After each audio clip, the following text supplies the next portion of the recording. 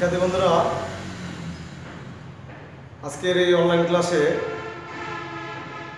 তোমাদের ইকো কলেজের পক্ষ থেকে অভিনন্দন ও শুভেচ্ছা রইল। আমরা অনলাইন ক্লাসের ধারাবাহিকতায় আজকে আবার ক্লাসে উপস্থিত হয়েছি।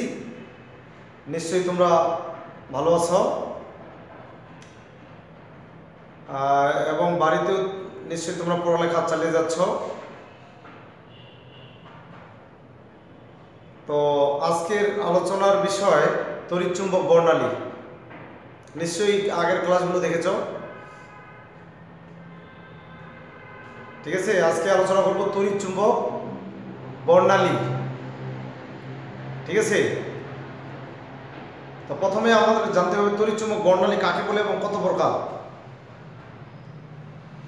আসলে তোমরা নিশ্চয়ই জানো আলো কাকে বলে। আলো এক প্রকার শক্তি, আমরা জানি, যা দেখতে সাহায্য করে। এই তো নাকি? আলো এক প্রকার শক্তি যা আমাদের দেখতে সাহায্য করে। তো আলো এক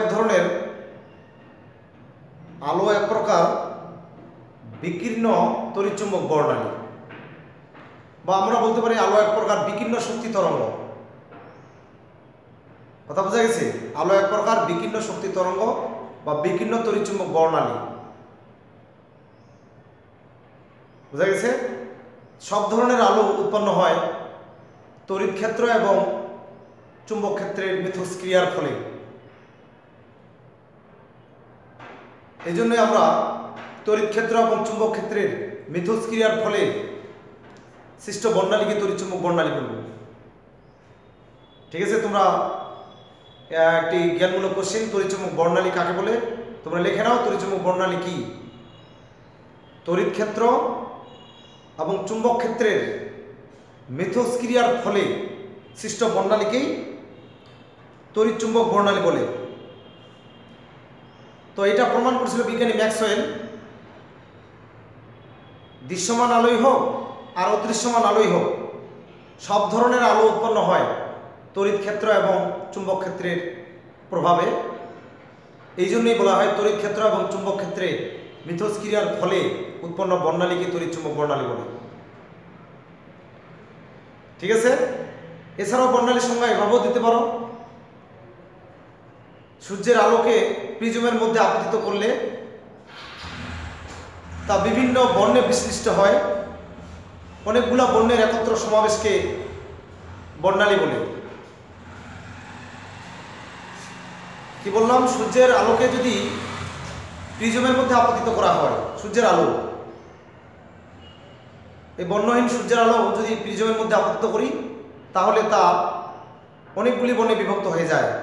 এই অনেকগুলো বর্ণের একত্র সমাবেশকেই বর্ণালী বলে। একে পারমাণবিক বর্ণালীও বলা হয়, যাকে রেখা বর্ণালীও বলা হয়, এবং বেনিয়া সহকলা নামে পরিচিতি। বেনিয়া সহকলা 7টা বর্ণ, এই 7টা বর্ণের একত্র সমাহারকে বর্ণালী বলে। কি বোঝা গেছে বিষয়টা? বর্ণালী বৈশিষ্ট্য অনুসারে বর্ণালী 2 প্রকার। বোঝা গেছে?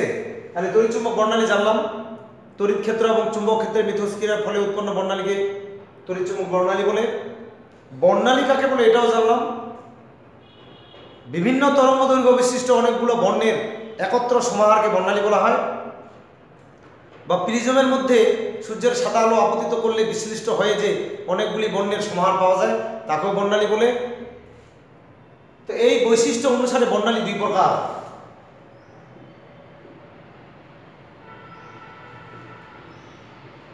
এক নম্বর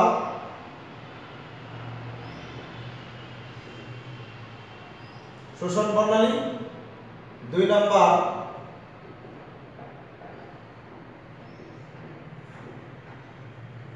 বিকিরণ বর্ণালী। শোষণ বর্ণালী আর বিকিরণ বর্ণালী। তোমরা জানো শোষণ বর্ণালী কাকে বলে? পরমাণুতে যখন কোনো ইলেকট্রন শক্তি শোষণ করে, বাইরের কোনো উৎস থেকে শক্তি শোষণ করে নিম্ন শক্তি স্তর থেকে লাফ দিয়ে ইলেকট্রন উচ্চ শক্তি স্তরে স্থানান্তরিত হয়, তখনই শোষণ বর্ণালী উৎপন্ন হয়। তাহলে আমরা শোষণ বর্ণালীর সংজ্ঞা এটাই বলবো যখন কোনো ইলেকট্রন বৈদ্যুতিক আর্ক বা বৈদ্যুতিক স্ফুলিঙ্গ বা বাইরের কোনো উৎস থেকে শক্তি শোষণ করে নিম্ন কক্ষপথ থেকে ইলেকট্রন লাফ দিয়ে উচ্চ কক্ষপথে যায়, তখন যে বর্ণালী সৃষ্টি হয় তাকে শোষণ বর্ণালী বলে। ক্লিয়ার? শোষণ বর্ণালী। 2 নম্বর হচ্ছে বিকিরণ বর্ণালী। যখন কোনো পরমাণুকে কোনো শক্তির উৎস থেকে সরিয়ে নেওয়া হবে বা যে শক্তি প্রদান করা হয়েছিল সেই শক্তি অপসারণ করা হলো, তখন ইলেকট্রন আবার স্বাভাবিক অবস্থায় ফিরে আসবে, অর্থাৎ ইলেকট্রন উচ্চ কক্ষপথ থেকে নিম্ন কক্ষপথে ফিরে আসবে। বোঝা গেছে বিষয়টা? তাহলে ইলেকট্রন যখন শক্তি বিকিরণ করে উচ্চ কক্ষপথ থেকে নিম্ন কক্ষপথে ফিরে আসে, তখন যে বর্ণালী সৃষ্টি হয় তাকে বিকিরণ বর্ণালী বলে। বোঝা গেছে বিষয়টা? তাহলে বিকিরণ বর্ণালী উৎপন্ন হবে ইলেকট্রন যখন উচ্চ কক্ষপথ থেকে নিম্ন কক্ষপথে ফিরে আসে, তখন বিকিরণ বর্ণালী। আর ইলেকট্রন যখন নিম্ন কক্ষপথ থেকে লাফ দিয়ে উচ্চ কক্ষপথে গমন করে, তখন তাকে বলা হয় শোষণ বর্ণালী। এই জন্য বর্ণালী 2 প্রকার, শোষণ বর্ণালী এবং বিকিরণ বর্ণালী। ঠিক আছে? আচ্ছা, এবারে আমরা জানব এই বর্ণালীর মূল পার্থক্য হচ্ছে তরঙ্গদৈর্ঘ্য। তা তরঙ্গদৈর্ঘ্যের উপর ভিত্তি করে, ঠিক আছে, এছাড়াও আবার গঠন অনুসারে বর্ণালী 3 প্রকার। পারমাণবিক বর্ণালী ও গঠন অনুসারে দেখো,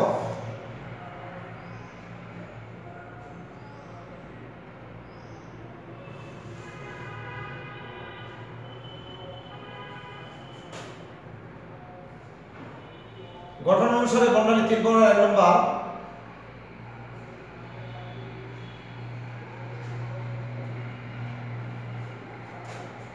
পারমাণবিক বর্ণালী বা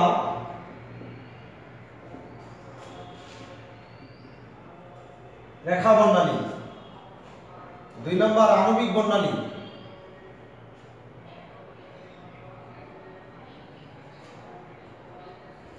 3 নম্বর নিরবিচ্ছিন্ন বর্ণালী।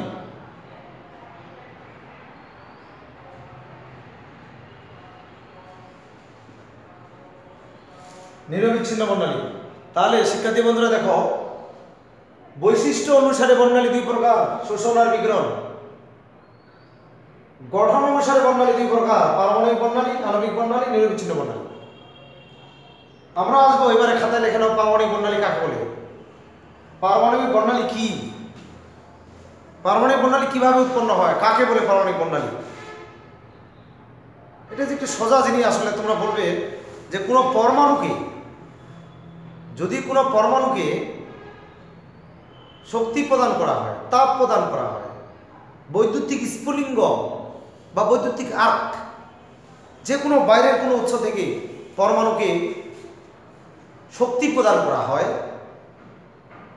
নিশ্চয়ই বুঝতে পারছো, শক্তি প্রদান করলাম বাইরে থেকে, তখন ওই পরমাণু উত্তেজিত হয়ে ইলেকট্রনগুলো গতিশক্তি লাভ করবে, উত্তেজিত হয়ে নিম্ন শক্তি স্তর থেকে ইলেকট্রনগুলো লাভ দিয়ে উচ্চ কক্ষপথে যাবে।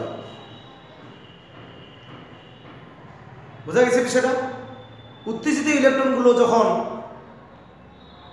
আবার পুনরায় নিম্ন শক্তি স্তরে ফিরে আসে, তখন নির্দিষ্ট তরঙ্গ দৈর্ঘ্যের অনেকগুলি রেখার সমাবেশ পাওয়া যায়। একেই পারমাণবিক বর্ণালী বলে। বোঝা গেছে? একে পারমাণবিক বর্ণালী বলে। নির্দিষ্ট তরঙ্গ দৈর্ঘ্যের অনেকগুলো রেখার সমাবেশ একে পারমাণবিক বর্ণালী বলে। পারমাণবিক রেখা বর্ণালীর তরঙ্গ দৈর্ঘ্য নির্দিষ্ট। এই পারমাণবিক বর্ণালী অপর নাম রেখা বর্ণালী, পরমাণু থেকে উৎপন্ন হয়। এবার পড়ব আণবিক বর্ণালী। খাতায় লেখো আণবিক বর্ণালী কাকে বলে বা কেমন এটা? বিভিন্ন পরমাণু দিয়ে গঠিত যে অণু, একাধিক পরমাণু নিয়ে গঠিত কোনো অণুকে বা কোনো যৌগকে, বিষয়টা চিন্তা করি, যখন বলবে আণবিক বর্ণালী তখন অণু থেকে শুরু করবা। বিভিন্ন পরমাণু দিয়ে গঠিত কোনো অণুকে বৈদ্যুতিক স্ফুলিঙ্গ বা উত্তপ্ত করলে ওই অণুর পরমাণুগুলো উত্তেজিত হবে, নিম্ন শক্তি স্তর থেকে উচ্চ শক্তি স্তরে গমন করবে। উত্তেজিত ইলেকট্রনগুলো যখন পুনরায় আবার প্রত্যাবর্তন করবে, স্বাভাবিক অবস্থায় ফিরে আসবে, নিম্ন কক্ষপথে ফিরে আসবে, তখন বিভিন্ন তরঙ্গ দৈর্ঘ্য অনেকগুলো বর্ণের যে সমাবেশ পাওয়া যায় তাকে আণবিক বর্ণালী বলে। ঠিক আছে, এই ছিল আণবিক বর্ণালী এবং পারমাণবিক বর্ণালী। এবার আমরা পড়ব তরঙ্গ দৈর্ঘ্য অনুসারে বিভিন্ন প্রকার আরো বর্ণালীর সমাবেশ। ঠিক আছে,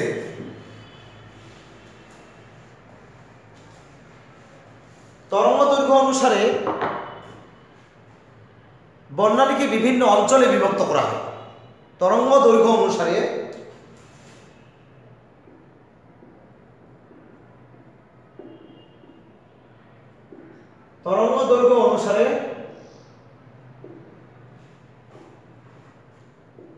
বর্ণালীকে বিভিন্ন অঞ্চলে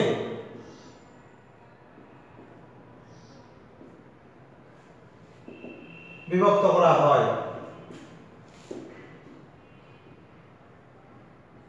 যেমন 1 নম্বর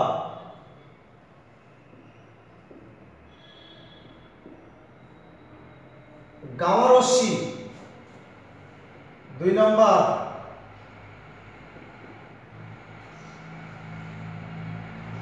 এক্স রশ্মি, 3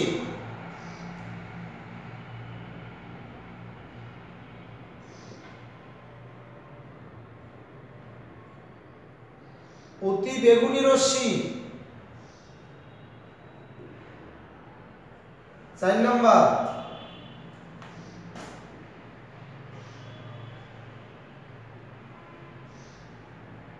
দৃশ্যমান অঞ্চল,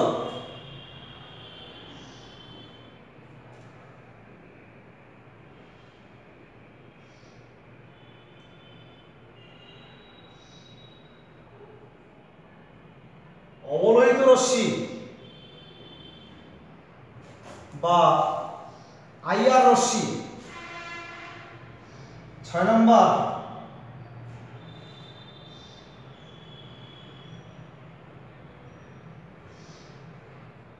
মাইক্রোওয়েভ,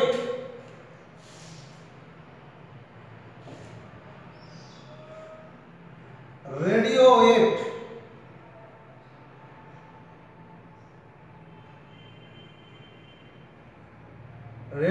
রশ্মি। এরকম আমরা তরঙ্গ দৈর্ঘ্যের পার্থক্য অনুসারে বর্ণালীকে বিভিন্ন অঞ্চলে ভাগ করতে পারি। সবচেয়ে ক্ষুদ্র তরঙ্গ দৈর্ঘ্য বর্ণালী হচ্ছে গামা রশ্মি, সবচেয়ে ক্ষুদ্র। এর থেকেও আরো ক্ষুদ্র তরঙ্গ দৈর্ঘ্য বর্ণালী হলে মহাজাগতিক। গামা রশ্মির চেয়েও যদি ক্ষুদ্র তরঙ্গ দৈর্ঘ্য হয় তাহলে হবে মহাজাগতিক রশ্মি। তার মানে কি, তাহলে এই বর্ণালীর সবচেয়ে নিম্ন তরঙ্গ দৈর্ঘ্য বর্ণালীর নাম হচ্ছে মহাজাগতিক, তারপরে গামা। তা ঠিক আছে, আমরা পড়ব গামা রশ্মি কাকে বলি। গামা রশ্মি কাকে বলি? ঠিক আছে, যে রশ্মির তরঙ্গ দৈর্ঘ্য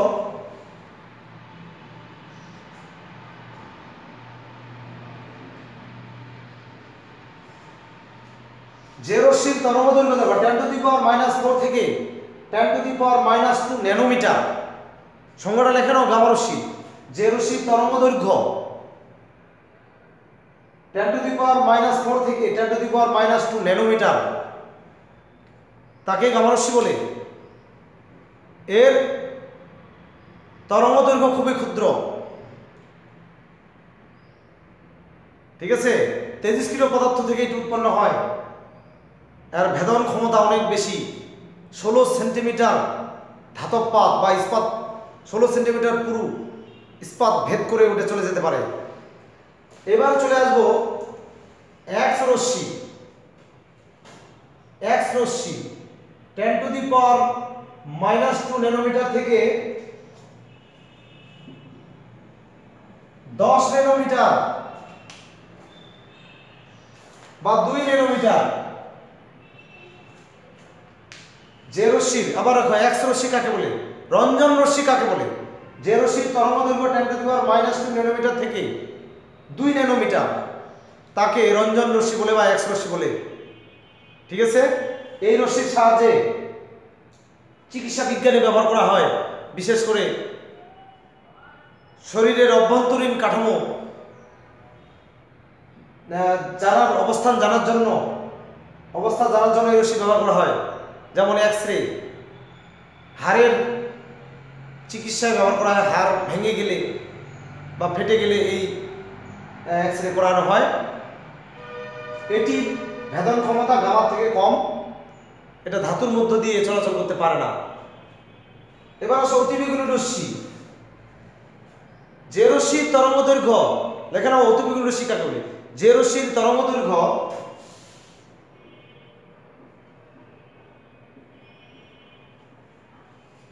10 থেকে 380 ন্যানোমিটার,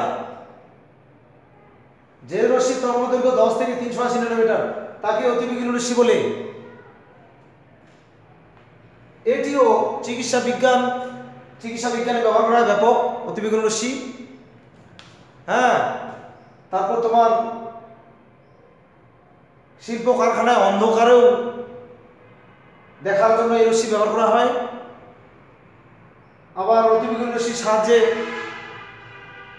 অন্ধকারে কোথাও ছবি তোলার জন্য এরকম ক্যামেরা ব্যবহার করা হয়, অন্ধকারে ছবি তোলার জন্য অতিবেগুনি রশ্মি। জাল টাকা, জাল পাসপোর্ট শনাক্তকরণে ব্যবহার করা হয়। ড্রাগ অর্থাৎ ওষুধের গুণগত মান যাচাইয়ে এই অতিবেগুনি রশ্মি ব্যবহার করা হয়, অর্থাৎ অতিবেগুনি রশ্মি ব্যবহার অনেক। দৃশ্যমান অঞ্চল, যে রশ্মির তরঙ্গদৈর্ঘ্য 380 ন্যানোমিটার থেকে 780 ন্যানোমিটার, 380 ন্যানোমিটার থেকে 780 ন্যানোমিটার, সেই রশ্মিকেই দৃশ্যমান অঞ্চল বলে। দৃশ্যমান অঞ্চল অন্য বস্তুকে আলোকিত করতে পারে, এই জন্য দৃশ্যমান অঞ্চল। অবলোহিত রশ্মি, যে রশ্মির তরঙ্গদৈর্ঘ্য 780 ন্যানোমিটার থেকে 10⁻6 ন্যানোমিটার, দেখো অবলোহিত রশ্মি কাকে বলে, 780 ন্যানোমিটার থেকে 10⁻6 ন্যানোমিটার তরঙ্গদৈর্ঘ্য বিশিষ্ট বর্ণালীকে অবলোহিত রশ্মি বলে। ঠিক আছে, এবার আসি মাইক্রোওয়েভ। যে রশ্মির তরঙ্গদৈর্ঘ্য 10⁻6 ন্যানোমিটার থেকে 10⁸ ন্যানোমিটার তাকে মাইক্রোওয়েভ বলে। আবার 10⁸ ন্যানোমিটার থেকে 10⁻12 ন্যানোমিটার তরঙ্গদৈর্ঘ্য বিশিষ্ট বর্ণালীকে রেডিও ওয়েভ বলে। অতএব এই বর্ণালী বিশ্লেষণ দেখা আছে রেডিও ওয়েভ বর্ণালীর তরঙ্গদৈর্ঘ্য সবচেয়ে বেশি। এটা দূর দূরান্তে শব্দ এবং ছবি প্রেরণে এই রেডিও ওয়েভ বর্ণালী ব্যবহার করা হয়। দূর দূরান্তে শব্দ প্রেরণ, কথার, ঠিক আছে, কথার সঙ্গে ছবি প্রেরণ টেলিভিশনে ব্যবহার করা হয়, রেডিওতে ব্যবহার করা হয় এই বর্ণালী। এই ছিল আজকের এই বর্ণালী বিশ্লেষণ। ঠিক আছে, আমরা জানলাম এখান থেকে পারমাণবিক বর্ণালী, আণবিক বর্ণালী, ঠিক আছে, তারপরে শোষণ বর্ণালী, বিকিরণ বর্ণালী, বর্ণালীর বিভিন্ন অঞ্চল। এরপরে তোমরা মুখস্থ করবে যে দৃশ্যমান অঞ্চলের যে 7টা বর্ণ, এটা মিশিয়ে দিচ্ছি দেখো।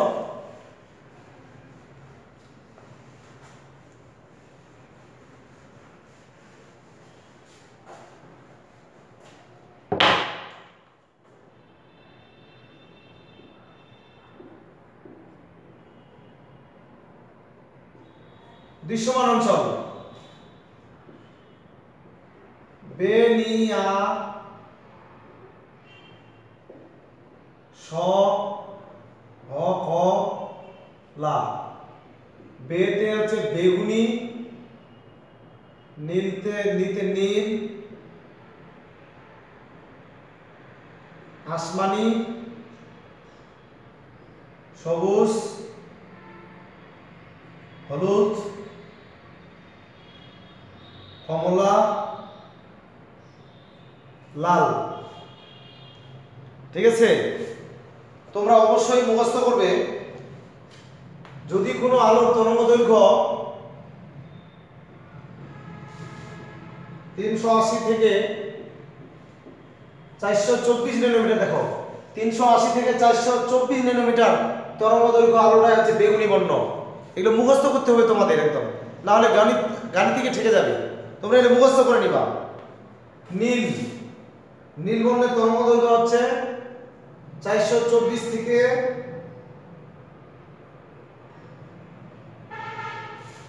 450 ন্যানোমিটার। আসমানি আসো 450 থেকে 500 ন্যানোমিটার। তারপরে এটাতে আসো 500 থেকে 575 ন্যানোমিটার। দেখো 500 থেকে 575 ন্যানোমিটার তরঙ্গদৈর্ঘ্য বিশিষ্ট আলোককে সবুজ বর্ণ বলে।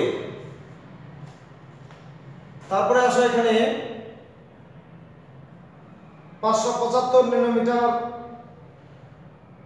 থেকে 590 ন্যানোমিটার তরঙ্গদৈর্ঘ্য বিশিষ্ট হচ্ছে হলুদ। 590 থেকে 647